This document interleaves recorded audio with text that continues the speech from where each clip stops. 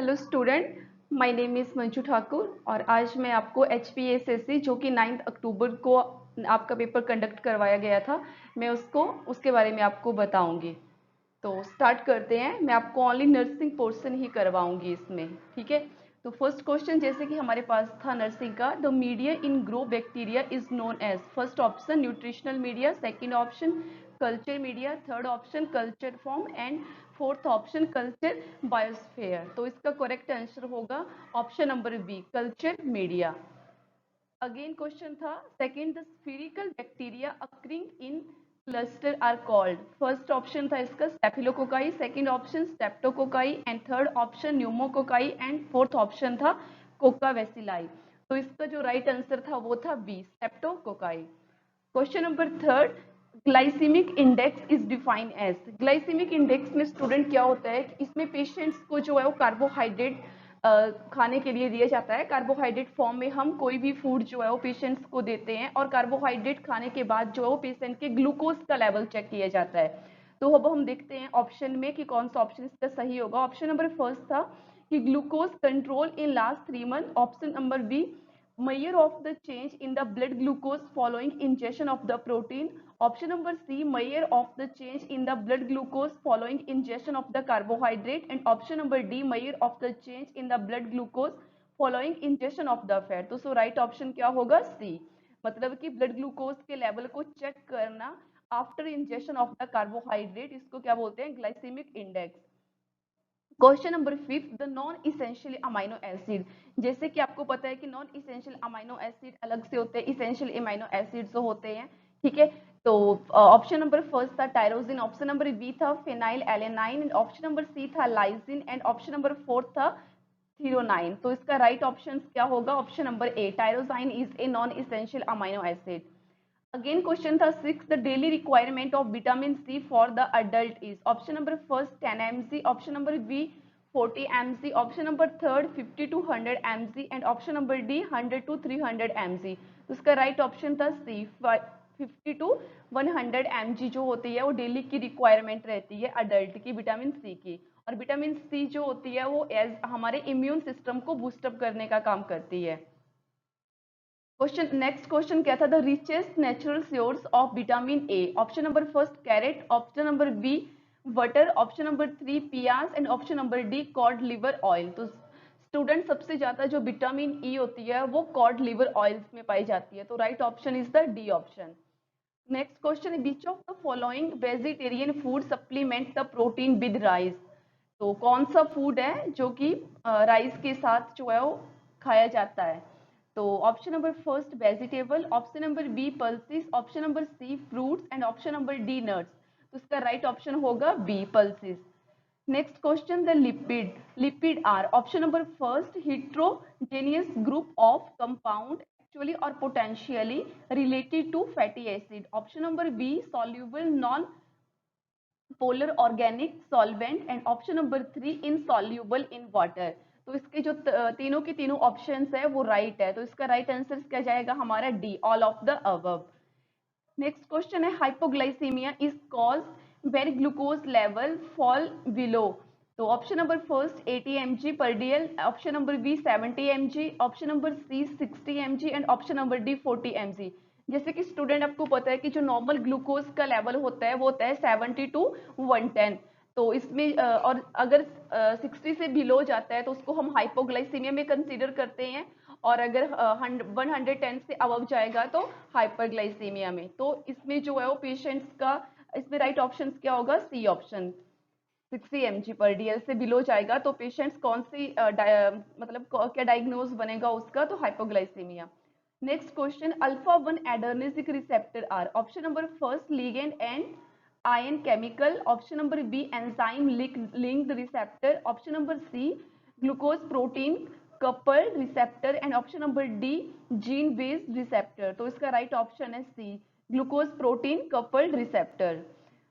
Next question, pharmacokinetics is the branch that is related to. Option number first, the drug manufacturing, option number second, the drug designing, option number third, passes of the drug through the body and option number fourth, effect of the drug on the body. तो pharmacokinetics का मतलब होता है movement, मतलब drugs का movement होना हमारी body में।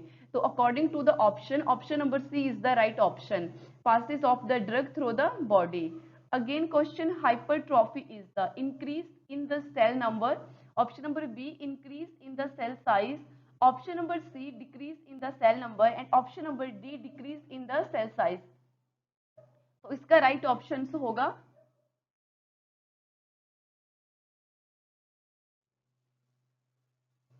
तो इसका राइट ऑप्शन होगा increase in the cell size. तो option number B is the right option.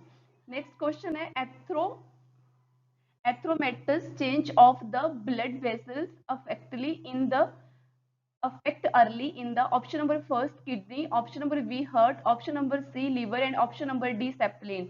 सो सबसे पहले जो है वो जब भी एथ्रोस्क्लेरोसिस या एथ्रोमेटस चेंज होता है वो हर्ट की ब्लड वेसल्स में अर्ली देखने को मिलता है। तो right option is the B option. Next question, disaster is which type of the crisis? First option adventurous, second option maturation and C option situational and option number D all of the above. So इसका right option होगा option number first, adventurous. Next question, sleep disorder in children is due to which of the following reason? Option number A, loss of the appetite. Option number B, bright light. Option number C, insecurity. And option number D, constipation. So right answer is the C, insecurity. Question number 28, the following are the complication of ECT except, मतलब जो नीचे दिए गए हमारे पास options है वो सारे के सारे कॉम्प्लिकेशन है ECT के किसी एक को छोड़कर। तो first option post ECT confusion, बिल्कुल right, this is that is the complication of the ECT। Second option is the headache भी कॉम्प्लिकेशन रहता है ECT का। Option number C diarrhoea and option number D memory loss. तो इसका right option होगा सी, diarrhoea जो है वो ECT का कॉम्प्लिकेशंस नहीं है, अदरवाइज जो है वो पोस्ट ECT कंफ्यूजन, हेडेक और मेमोरी लॉस, ये तीनों के तीनों ECT के कॉम्प्लिकेशंस है। 29th question, empathy involved. Option number A, feeling sorry for someone. Option number B, putting other before you. Option number 3, putting you in someone else's shoes. And option number D, putting you before the others. So right option is the D, putting you before the others. Next question, it is generally considered that cognitive behavior therapy change. Option number A, thought process. Option number B, behavior. Option number C, thought and behavior. Option number D, intelligence. So right option is the thought and behavior. Both are changes, uh, cognitive behavior therapy.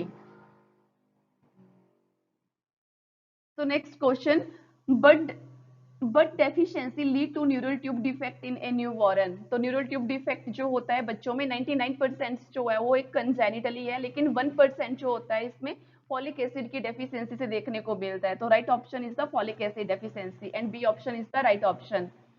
Next question, what is the treatment of the choice IMNCI, integrated management of neonatal and childhood illness for a child with severe dehydration? So option number first penicillin, option number B gentamicin, option number C ampicillin and gentamicin, and option number D give the flu to treat the diarrhea at the home. According to the IMNC means integrated management of the neonatal and childhood illness के according जो है अगर बच्चे में dehydration हो रहा है तो उसको फ्लूइड देकर ट्रीट कर दिया जाता है घर पे ही।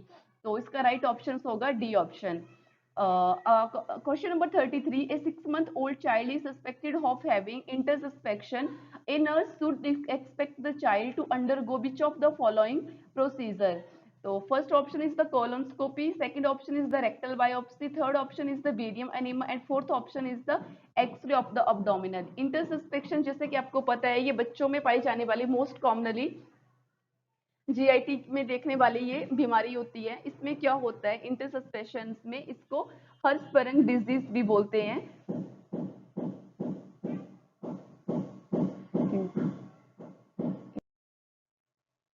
So next question, a 6-month-old child is suspected of having intussuspension.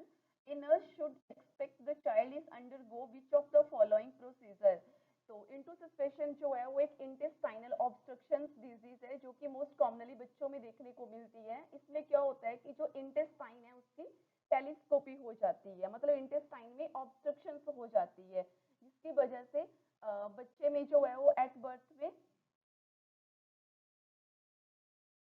Jelly like stool देखने को मिलता है। तो इस डायग्नोज को कंफर्म करने के लिए कौन सा डायग्नोस्टिक टेस्ट किया जाता है? तो इसका राइट ऑप्शन होगा रेक्टल बायोप्सी। इसमें रेक्टल बायोप्सी करवाई जाती है।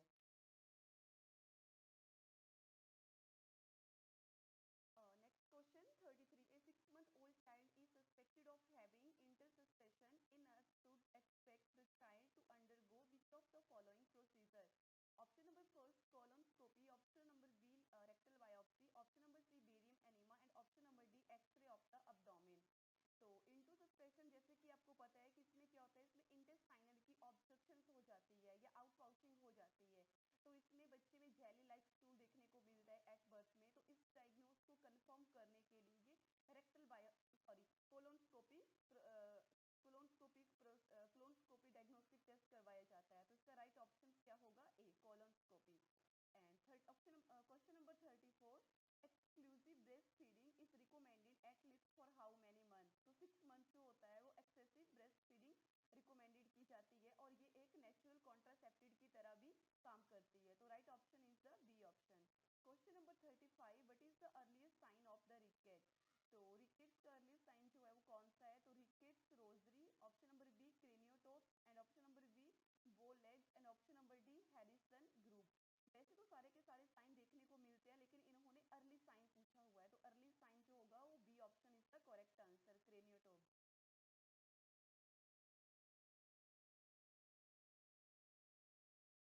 Next question, what is the normal heart rate at the birth? तो नॉर्मल हार्ट रेट जो होती है बच्चों की वो नॉर्मली होती है 120 to 160 beat per minute. So option number first is the right option. Question number 37, head control is possible in an infant by which month? तो 3 मंथ का बच्चा जो होता है वो अपने हेड को कंट्रोल करना स्टार्ट कर देता है। तो right option is the C. Question number 38, the test perception of the baby develop at which age? तो 4 मंथ में जो बच्चा है वो टेस्ट प्रिसेप्शन को डिवेल्प कर लेता है। तो option number B is the right option. Question number 39, a child up to 5 years of age should get how many dose of vitamin A? तो उसका right option is the 9 dose. 9 dose जो होती है वो विटामिन ए की बच्चों को दी जाती है। और जो उसकी फर्स्ट डोज होती है वो कब दी जाती है? तो 9 मंथ में स्टार्ट कर दिया जाता है विटामिन ए की। और जो फर्स्ट डोज होती है इसकी वो कितनी होती है? 1 लाख होती है। और इसके बाद जितनी भी डोज जाती है उनकी वो 2 लाख जाती है। Again, question number 40, on second post-operative day after repair of the cleft palate, which is the suitable method of feeding? So first option is the cup, second straw, third rubber tip syringe and D large hole draper। तो इसका right option होगा ए cup, क्योंकि straw हम इसमें नहीं use करेंगे क्योंकि baby की पैलेट की रिपेयरमेंट करी हुई है और अगर इसमें हम स्ट्रॉ यूज करेंगे तो बच्चे को इंजरी होने का डर रहेगा। तो first option is the right option. Question number 41, the third stage of the labor usually last about? Option number first 5 minutes, option number B 15 minutes and option number C 2 minutes and option number D 60 minutes। तो जैसे कि आपको पता है कि first stage of the labour कितने time की होती है, सेकंड स्टेज लेबर कितने टाइम की होती है और थर्ड स्टेज, तो इन्होंने कितने कौन सी पूछी हुई है? इन्होंने थर्ड स्टेज पूछी हुई है। तो थर्ड स्टेज का जो टाइम होता है वो 15 मिनट होता है। तो option number B is the right option. Question number 42, fetal blood sampling is performed under ultrasound guidance by inserting a needle in the fetal। मतलब कि अभी तक बेबी जो है वो fetal है, मतलब fetal blood sampling is performed under ultrasound guidance by inserting the needle in the. पहले तो हमें ये पता होना चाहिए, कि फीटल पीरियड की जो एज होती है वो कितनी होती है। तो 8 वीक से लेके after the 1 week of the delivery तक हम फीटल पीरियड्स बोलते हैं। तो उन्होंने पूछा हुआ है कि कौन सी साइट होगी जिसमें से हम ब्लड सैंपल लेंगे। तो first option cephalic vein, second option umbilical vein and umbilical artery and third option is the iliac vein and fourth option is the umbilical vein। So right option is the A, cephalic vein। Question number 43, preeclampsia can be cured by antihypertensive drug, diet alone and decrease in the fluid intake and delivery of the baby। So right option is the preeclampsia, मतलब कि जो hypertension की condition है वो और ज्यादा बिगड़ चुकी है तो प्री क्लैम्सिया की तरफ जा रही है। मतलब कि इसमें प्रोटीनूरिया भी देखने को मिल रहा है। तो इसमें पेशेंट्स को एंटी हाइपरटेंसिव ड्रग्स के द्वारा ही क्योर किया जाता है। So option number A is the correct option. Question number 44, treatment modalities during precipitate labour include all except, मतलब कि अगर पेशेंट को पर्सिपिटेट लेबर का मतलब होता है कि लेबर जो है वो ओनली विद इन 4 आवर्स में ही कंप्लीट हो रही है, ठीक है। तो उसको रोकने के लिए हमें क्या क्या करना चाहिए, और मतलब कि क्या treatment modality during precipitate labour include all की क्या नहीं करना चाहिए। तो first, suppression of uterine contraction, बिल्कुल राइट ऑप्शन है। ऑप्शन नंबर बी, एपिजियोटमी, बिल्कुल राइट ऑप्शन, एपिजियोटमी देंगे हम तो बच्चे को इंजरी से बचा सकते हैं। ऑप्शन नंबर 3, ऑक्सीटोसिन ऑगमेंटेशन, कभी भी नहीं देंगे क्योंकि ऑक्सीटोसिन जो है उस लेबर को और ज्यादा पर्सिपिटेट कर देगा, ठीक है। And option number D, carefully conduction of control delivery, this option is also right. तो option number C is the incorrect option, मतलब ये जो स्टेटमेंट है ऐसे हम नहीं करेंगे। और क्वेश्चन में क्या पूछा हुआ है कि कौन सी स्टेटमेंट है जिसको पर्सिपिटेट लेबर के दौरान नहीं करेंगे, तो correct option is the C option. Question number 45, which of the problem is least likely to occur in small for gestational newborn whose weight is the 2.3 kg। तो नॉर्मल वेट जो होता है वो इंडियन वुमेन के जो baby होते हैं उनका नॉर्मल वेट होता है 2.5 से लेके 3.5 केजी तक। तो इसमें जो वेट है बच्चे का वो 2.3 केजी है, मतलब उसको माइल्ड, मतलब कि उसका जो वेट है वो कम है लेकिन ज्यादा कम नहीं है, मतलब कि थोड़ा ही कम है। तो अब इस बच्चे में जो है वो कौन सी प्रॉब्लम है जो सबसे कम देखने को मिलेगी। तो hypoglycaemia, option number B polycythaemia, option number 3 brachial plexus palsy, and option number D asphyxia. इस क्वेश्चन का आंसर में थोड़ा डाउटफुली क्वेश्चन है ये थोड़ा, तो स्टूडेंट मैं इसका एक्यूरेट आंसर आपको नहीं बता सकती। नेक्स्ट क्वेश्चन है 46, when breast feeding should be started after normal delivery, soon after the delivery, after 2 hour, after 6 hour and after 4 hour. तो right option is the A, soon after the delivery जो है breast feeding को start कर देना होता है। Question number 47, the common normal site of implantation of blastocyst in the uterus. Option number first, upper uterine portion. Option number B, mid uterine area. Option number C, lower uterine area, and option number D, lower cervical segment। तो कौन सा part होता है uterus का जहां पर blastocyst जाकर implant होता है। तो अपर यूटेराइन पोर्शन जो होता है वहां पर इम्प्लांटेशन देखने को मिलती है। तो क्वेश्चन में पूछा गया है कि the common normal site of implantation of blastocyst की, मतलब कि कौन सी साइट है यूट्रस की जहां पर ब्लास्टोसिस्ट जो है वो इम्प्लांटेड हो जाता है, मतलब ब्लास्टोसिस्ट जाकर वहां पर चिपक जाता है, ठीक है।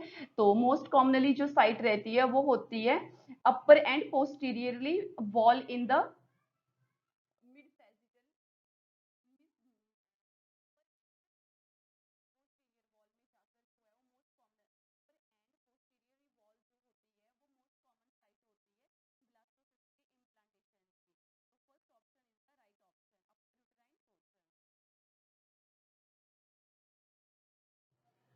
Question number 48, expulsion of cervical mucus mixed with blood is called, so right option is the C, उसको क्या बोलते हैं, show।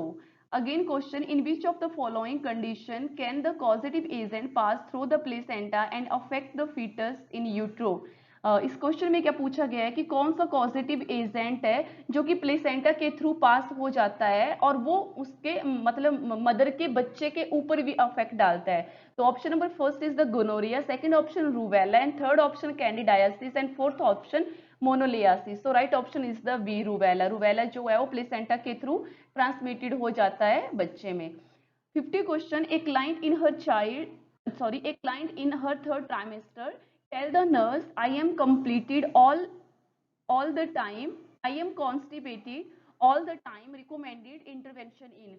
स्टूडेंट क्या होता है ड्यूरिंग द प्रेगनेंसी कॉन्स्टिपेशन की प्रॉब्लम देखी जाती है, तो इसमें हम मदर को क्या एडवाइस करेंगे कि अपनी ड्रिंकिंग जो है उसको बढ़ा देना है, ठीक है। इसके अलावा जो है हाई फाइबर फूड लेना है, ठीक है। तो इसमें क्या क्या ऑप्शन है, firstly daily enema, secondly laxative, third increase the fibre intake, and fourth decrease the fluid intake. So right option is the C option. Question number 51. Before birth, which of the following structure connect the right and left uh, a auricle of the heart. So first question, option number first is the umbilical vein. Option number B, foramen ovale. Option number C, ductus arteriosus. And option number D, ductus venosus. तो right इन्होंने क्या पूछा हुआ है कि right और left atrium इन दोनों के बीच में कौन सा स्ट्रक्चर होता है जब तक बेबी जो है वो मदर के प्लेसेंटा में होता है, ठीक है, तो उस दोनों के बीच में कौन सा होता है? तो right option is the B, foramen ovale. Again, question 52. The white line formed in the lower part of the abdominal during pregnancy is known as linea nigra, trigravidarum, pregnancy mask, and none of the above. So, right option is the option number B. इन्होंने क्या पूछा हुआ है कि lower part जो abdominal है उसमें white line colour की जो लाइनिंग होती है उसको क्या बोलते हैं? तो उसको क्या बोलेंगे? स्ट्रोग्रेविडरम. 53, question number 53, the narrowest part of the fallopian tube is option number first infundibulum, option number 2 conceal, option number C ampulla, and option number D interstitial portion. So right option is the infundibulum is the narrowest part of the fallopian tube. Question number 54, which of the following are the component of the cervical examination during the labor? तो क्या पूछा हुआ है questions में कि कौन कौन से कंपोनेंट है जिसके द्वारा हम ड्यूरिंग द लेबर सर्वाइकल की एग्जामिनेशन करते हैं? तो first dilation, effacement and station, second presentation, station and dilatation, C dilatation, presentation and effacement, and D station, dilatation and descent. So right option is the तो right option is the A option. पहले सबसे पहले क्या होता है? Dilatation, फिर effacement and station. Question number 55, which hormone is primarily responsible for milk ejection? So right option is the C, oxytocin जो होता है वो मिल्क इजेक्शन के लिए रिस्पॉन्सिबल होता है और प्रोलैक्टिन जो होता है वो प्रोडक्शन के लिए होता है. Question number 56, it is advisable for anyone who is experienced cough for 2 week fever and weight loss should. Question क्या पूछ रहा है कि कोई पर्सन है जिसको 2 हफ्ते से खांसी है और फीवर आ रहा है तो उसको हम क्या एडवाइस करेंगे? तो उसको हम एडवाइस करेंगे कि वो गेट स्क्रीन फॉर ट्यूबरकुलोसिस. तो right option is the A option. Question number 57. An organism that is capable of invading and multiply in the body of the host is the option number first, causative agent. So right option is the A. Question number 58. A substance which is being added to lower the quality of food is known as option number first, preservative, option number B, fertilizer, option number C, adulterant, and option number D, supplement. So right option is the C option, adulterant. Question number 59, definite host of malarial parasite is the option number B, mosquito. Mosquito जो होता है वो definite host रहता है malaria parasite का, और कौन सा होता है वो? Female Anopheles mosquito. So next question, the following are the beneficence of integrated child development scheme except. इस क्वेश्चन में क्या पूछा गया है कि जो नीचे दिए गए ऑप्शंस है इनमें से बताओ कि जो इंटीग्रेटेड चाइल्ड डेवलपमेंट स्कीम है उनका जो बेनिफिट है वो किसको नहीं मिलता है? तो फर्स्ट ऑप्शन है children up to the 6 year of the age. बिल्कुल राइट, 6 ईयर्स तक बच्चों को मिलता है. Option number B, adolescent boys. ये ऑप्शन जो है वो राइट नहीं है. एडोलसेंट बॉयज को जो है वो नहीं मिलता है इंटीग्रेटेड चाइल्ड स्कीम का benefit. Option number C, adolescent girl. बिल्कुल एडोलसेंट गर्ल्स को मिलता है. Option number D, pregnant and lactating mother, इनको भी इंटीग्रेटेड चाइल्ड डेवलपमेंट स्कीम का बेनिफिट मिलता है. तो इन्होंने एक्सेप्ट पूछा हुआ है तो option number B is the right answer. Question number 61, which of the following is not the route of transmission of hepatitis B? Question में पूछा गया है कि हेपेटाइटिस बी का कौन सा रूट, मतलब जो नीचे दिए गए ऑप्शन इनमें से बताओ कि किस रूट से हेपेटाइटिस बी जो है वो स्प्रेड नहीं होता है? तो option number first, faeco oral route, option number B parental route, option number C sexually transmission, and option number D perinatal transmission. तो हेपेटाइटिस बी जो वो फिकल ओरल रूट से नहीं फैलता है, बाकी पेरेंटल, सेक्सुअल और इन सभी रूटों से फैलता है. तो option number A is the correct option. Question number 62, a woman in reproductive year is recommended to conduct self-examination self-breast examination to screen the breast cancer as per following schedule. Option number first, whenever she gets time. Option number B, once in a month, just before the menstruation. Option number C, once a month, on on 6 6 to 10 days, 6 to 8 days of menstruation. And option number D, any day in the month. Breast self breast examination होता है वो before, मतलब कि मेंस्ट्रुएशनल आने के 8 to 10 days के बाद में करना चाहिए। क्यों करना चाहिए? क्योंकि उस टाइम जो होता है हमारी बॉडी में एस्ट्रोजन और प्रोजेस्टेरोन इन दोनों हार्मोन का लेवल इतना ज्यादा नहीं होता है। ठीक है, तो बेस्ट टाइम क्या रहता है? 6 to 8 days after of the menstruation. तो राइट ऑप्शन इसमें रहेगा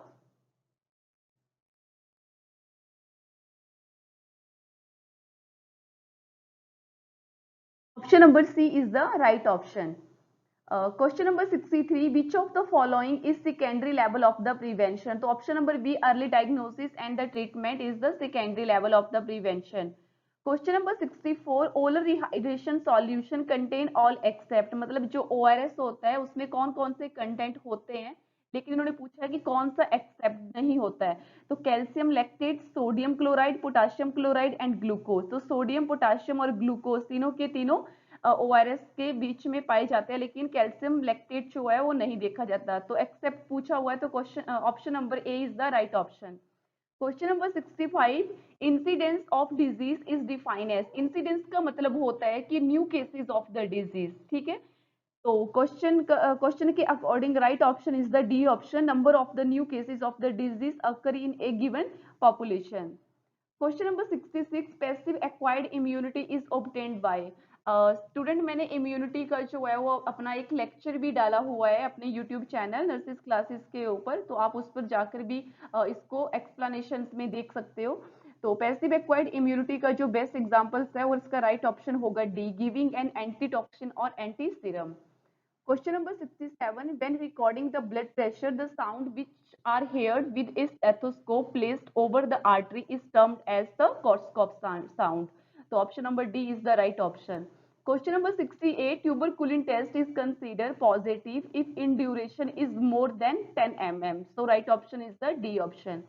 question number 69, paraplegia means, paraplegia का मतलब होता है कि हमारे जो लोअर एक्सट्रीमिटीज है इन दोनों में पैरालिसिस हो जाना। तो according to option first option, paralysis of the one side of the body, ये नहीं होगा, इसको हम हेमीप्लेजिया बोलते हैं, paralysis of the lower limb. तो option number B is the right option. And option number C, paralysis of the four limbs को quadriplegia बोलते हैं। हेमीप्लेजिया होता है, पैराप्लेजिया होता है, क्वाड्रिप्लेजिया होता है। हेमीप्लेजिया का मतलब कि one side of the body, paraplegia मतलब लोअर एक्सट्रीमिटीज, एंड क्वाड्रिप्लेजिया मतलब फोर के फोर लिम्स में पैरालिसिस हो जाना। Question number 70, colour of the stool of patient having gastrointestinal bleeding will be. Option number first black, option number B dark green, option number C clay and option number D light brown. So right option is the first option. Glasgow scale is score between the 5 to 12, 7 to 18, 11 to 25 and 3 to 5. So right option is the A option. 5 to 10 होता है वैसे तो इसका ग्लासकोमा scale का, लेकिन 5 to 12 तक है यहाँ पे, तो हम इसको ही राइट ऑप्शन कंसीडर करेंगे। Question number 72. The reason for polyuria is best defined as option number A, lack of urine formation, option number B, diminished ability of the kidney to concentrate the urine, option number C, passing too much urine at night, and option number D, dark the color of the urine.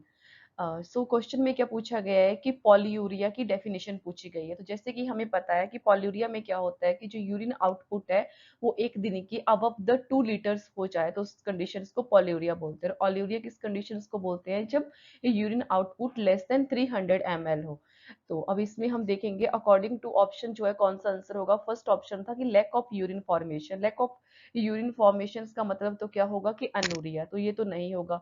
Option number second क्या था कि diminish the ability of the kidney to concentrate the urine. ये option क्या indicate कर रहा है कि जो किडनी है वो वो जो यूरिन है उसको वो कंसंट्रेट नहीं कर रही है, मतलब कि वो बहुत ज्यादा अमाउंट में यूरिन को बाहर निकाल रही है लेकिन उसको वो उसकी कंसंट्रेशन जो है उसको कम कर रही है।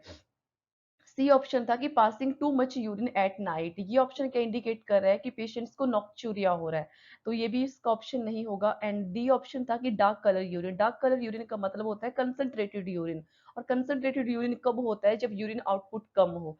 तो इसका राइट ऑप्शन होगा बी ऑप्शन, क्योंकि जब यूरिन आउटपुट बढ़ जाती है तो किडनी उस यूरिन को कंसंट्रेटेड नहीं बना पाती। तो right option is the B option. Question number 73, which of the following is the quickest source of the energy? तो क्विकेस्ट सोर्स जो होता है एनर्जी का वो होता है 1 glass of the orange juice. So according to the option, C option is the correct option. Question number 74, sinus tachycardia is treated by? Sinus tachycardia का मतलब क्या हुआ कि हार्ट रेट जो है वो 100 से अबव जा रही है। नॉर्मल हार्ट रेट जो है वो कितनी होती है? 60 टू 100 बीट पर मिनट होती है। 60 से अगर नीचे जा रही है तो वो इंडिकेट करती है ब्रेडिकार्डिया, और 100 से अबव जाती है तो वो साइनस टेकिकार्डिया। अगर साइनस टेकिकार्डिया हो रहा है तो पेशेंट्स में हम देते हैं बीटा ब्लॉकर, जो है वो ड्रग ऑफ चॉइस रहती है। तो अकॉर्डिंग टू द ऑप्शंस देखें तो option number D atenolol, atenolol जो है वो बीटा ब्लॉकर्स ड्रग है। तो D option is the right option. Question number 75, treadmill protocol is related to the? Treadmill protocols का मतलब होता है कि इसमें पेशेंट्स को ट्रेडमिल मशीन के ऊपर दौड़ाया जाता है, मतलब, और उसमें उसके बाद जब उसको ट्रेडमिल के ऊपर रनिंग करने के लिए बोलते हैं तो उसके बाद जो है उसके हार्ट हार्ट रेट को चेक किया जाता है। ठीक है, तो according to option, first option है कि coronary artery bypass graft. Coronary artery bypass graft जो है एक अलग प्रोसीजर है। Question number option number B कर रहा है कि ईसीजी, इकोकार्डियोग्राम, ईसीजी। और ऑप्शन नंबर सी है कि angiogram. And option number D है एक्सरसाइज एक्सरसाइज ईसीजी टेस्ट। तो right option is the D option. Question number 76, Holter monitoring, a non-invasive recording of the ECG to match the abnormality with symptom is done up to?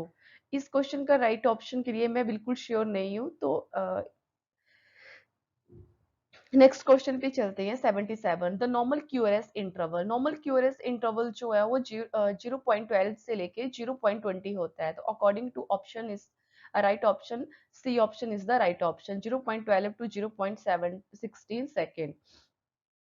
Next question है साइन SA node is located at the? तो SA node जो है वो कहाँ पर पाई जाती है हार्ट के? तो राइट एट्रियम के अपर, राइट एट्रियम के अपर एंटीरियर वॉल में पाई जाती है। तो C option is the right option.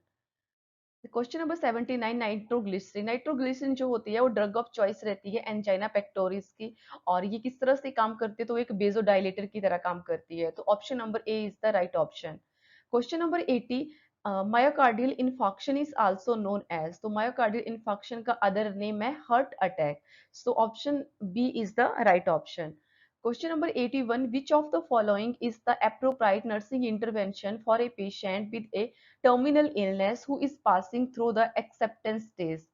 Option number first, encourage the patient to cry. Option number B, encourage unrestricted visitor. Option number C, explain the client what is being to done. And option number D, being around through not speaking. I am not sure this answer. So next question, 82, according to the Maslow hierarchy of human needs, the highest level is the? तो highest level जो need थी according to the Maslow hierarchy, वो safety and security थी। तो option number A is the correct answer. Question number 83, a circumscribed raised lesion that contain pus which may be formed as a result of purulent change in a vesicle. अगर किसी भी vesicles में पस का formation हो रहा है तो उसको क्या बोलते हैं? पस्ट्यूल। तो pustule according to the option D option is the right option. Question number 84, which of the following condition has an increase the risk for developing the hyperkalemia? Hyperkalemia वैसे तो मोस्ट कॉमनली देखा जाता है Addison disease में, लेकिन हमारे option के according Addison disease जो है वो ऑप्शन नहीं है। ठीक है, तो according to option, option D is the right option. End stage renal failure में क्या होता है कि किडनी जो है वो यूरिन को बाहर नहीं निकाल पाती है, किडनी यूरिन जो है वो बॉडी में ही कलेक्ट होना स्टार्ट हो जाता है, इसकी वजह से पोटेशियम का लेवल जो है वो बढ़ जाता है। Question number 85, which of the following nursing intervention is appropriate when an IV infusion infiltrate? Infiltration का मतलब होता है कि जहां पर आईवी फ्लूइड के लिए मतलब कैनुला को इंसर्ट करा था, वहां पर वहाँ जो साइट है, आईवी साइट है, वहाँ पर हमें क्या देखने को मिलेगा, एडिमा देखने को मिलेगा पेशेंट्स के, मतलब वहाँ पर फ्लूइड भर जाएगा।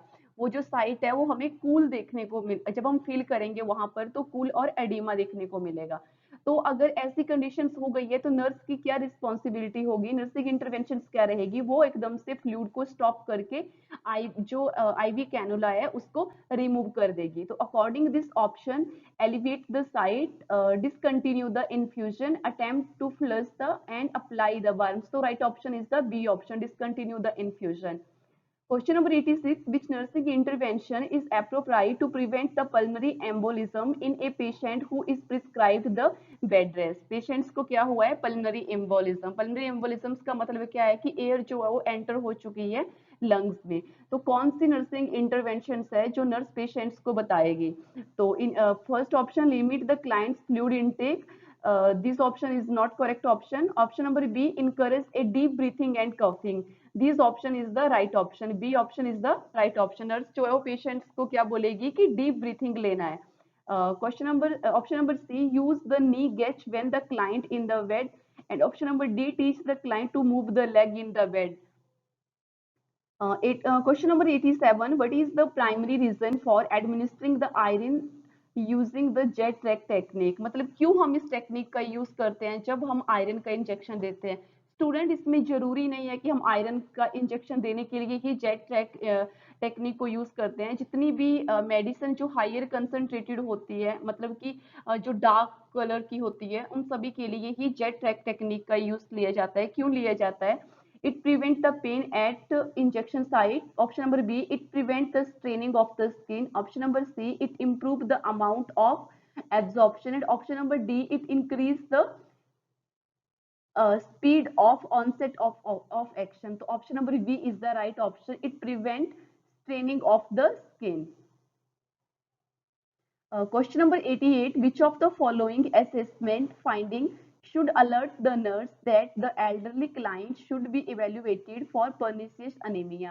Pernicious anemia हुआ है पेशेंट्स को, तो हम कौन सी असेसमेंट है जिससे हम पता लगा लेंगे कि पेशेंट्स को pernicious anemia हुआ है? So first, clubbing of the nail, second, bloody stool, third, briefy red tongue, and fourth option, enlarge the lymph nodes. So right option is the C option. Question number 89, a system of family-centered care to dying patient is known as hospital, hospice, nursing home, and daycare center. So option number B is the right option. Question number 90, the technique used to prevent the cross infection is known as nursing care, barrier nursing, actual nursing, preventing nursing. So B option is the right option. What is the main purpose of cardiac bed? Option number first, to assist the appetite, to relieve the dyspnea, to keep the patient warm, and to increase the circulation. So right option is the B option, to relieve the dyspnea. Question number 92, during administration of the enema, if the patient complain of abdominal cramp, what should the nurse do? First, stop the giving enema. Option number B, continue giving the enema. Option number C, slow the rate of giving enema, and option number D, administers the analgesic. So right option is the first option, stop giving the enema या hold the enema. Question number 93, partially or complete separation on a wound as is called as. तो इसको क्या बोलते हैं? wound dehiscence. तो option number B is the right option.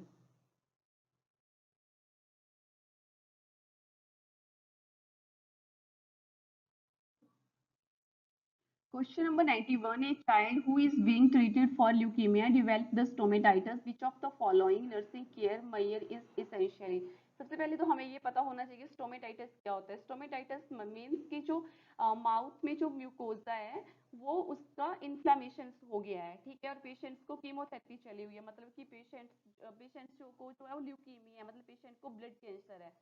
तो इसमें हम कौन सी मतलब बच्चे को कौन सा ट्रीटमेंट देंगे जिससे कि हम उस स्टोमेटाइटिस को कम कर सकते हैं? तो first, using the dental floss to clean the teeth. Option number B, frequent cleansing of the mouth with a astringent mouth wash. तो right option is the B option. Question number 95, colour coding for nitrous oxide cylinder is the. तो कैसा colour होता है इसका? French blue colour. तो option number C is the right option. Question number 96. Which of the following is considered as the most important aspect of hand washing? तो most important aspect जो है वो hand washing का वो friction है. So according to the options, the option is the right option. 97. Skin break, aversion, blister और shallow crater, edema and infection are, ये सारी की सारी condition जो है वो second stage of the pressure ulcers में देखी जाती है. तो second option is the right option. Question number 98. Which of the following ethical principle refer to the duty not to harm? Not to harm मतलब कि non maleficence. तो right option is the B option. Question number 99. Which of the following nursing intervention would be most important to determine the fluid balance in a client with end-stage renal failure? जब भी question में अगर most common cause पूछा, most common मतलब कि most common अगर पूछा जाए कि पेशेंट्स मतलब अगर पेशेंट्स को हम इनटेक में कुछ भी दे रहे हैं, ठीक है, और अगर पूछा जाए कि मोस्ट कॉमन मेथड कौन सा रहेगा जिससे कि हम पता लगा सकते हैं कि जो जितना हम फ्लूइड दे रहे हैं उतनी आउटपुट बाहर आ रही है, तो इसके लिए तो हमारा मोस्ट कॉमन रूट तो रहेगा वेट को चेक करना. लेकिन अगर मोस्ट एक्यूरेट की बात करें तो मोस्ट एक्यूरेट में इनटेक एंड आउटपुट आएगी. तो यहाँ पर मोस्ट कॉमन पूछा हुआ है तो मोस्ट कॉमन के अकॉर्डिंग हमारा राइट ऑप्शन जो है वो सी ऑप्शन रहेगा, weight the daily. Question number 100. The most preferred intramuscular injection site for the children and the infant. तो सो मोस्ट कॉमन साइट जो रहती है चिल्ड्रन में या इन्फेंट में वो बास्टस लिटल साइट रहती है. तो option D is the correct answer. So thank you guys.